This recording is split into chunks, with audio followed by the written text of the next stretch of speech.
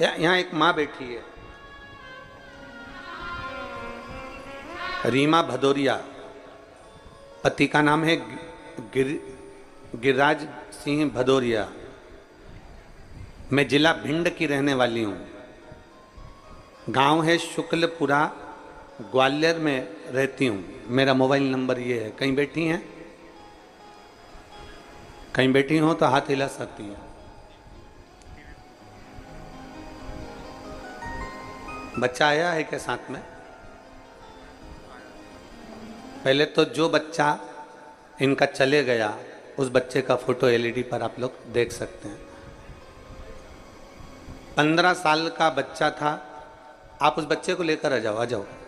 एक बेलपत्र ले जाओ। गुरुजी, 15 साल का मेरा एक बेटा, 20 जुलाई 2021 को उसका जन्मदिन था और 27 जुलाई का दिन आया। हम ग्वालियर से अपने गांव गए और उसने भोजन भी नहीं करा और उसके दोस्तों ने उसको बुला लिया।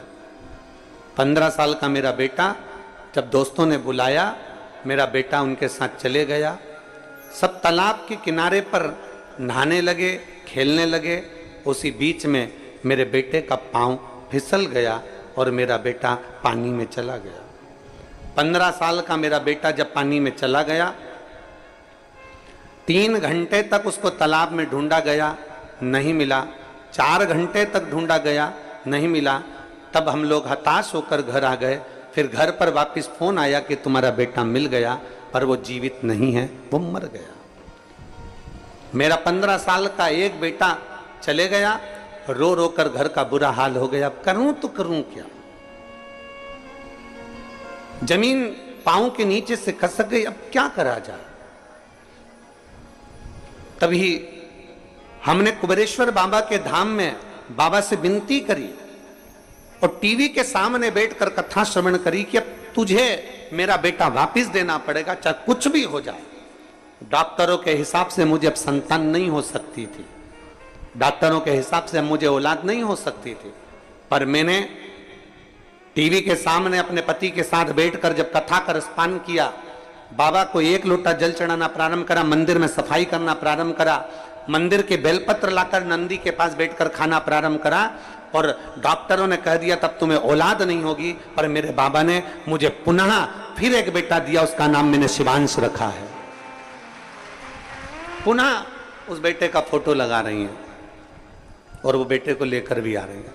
मेरे बेटे का नाम मैंने शिवांश रखा है। 15 साल का मेरा पुत्र चले गया। डॉक्टर के हिसाब से मैं मां नहीं बन सकती, डॉक्टर के हिसाब से मुझे औलाद नहीं हो सकती, पर एक भरोसा उसके भीतर जागृत था, एक विश्वास उसके भीतर जागृत था, एक भगवान के चरणों के प्रति विश्वास उसके भीतर जागृत था। और वो भरोसा, वो विश्वास उसका इतना बढ़ गया था कि मेरे देव अधिदेव महादेव को सुनना पड़ा। बस एक निवेदन, बाबा के धाम में आओ, तुम अपनी मर्जी से जो मांगना है वो तुम मांगो, तुम्हारी मर्जी है, पर मेरे बाबा से इतना जरूर कहना कि मैं जो मांगूंगा हो सकता है उसमें कमी रह जाए, पर मेरे शंभु इतनी कृपा जरूर करना कि मेरे हित के लिए तुझे जो अच्छा लगे वो मुझे इतना दे देना कि बस मेरे ऊपर तेरी कृपा बने।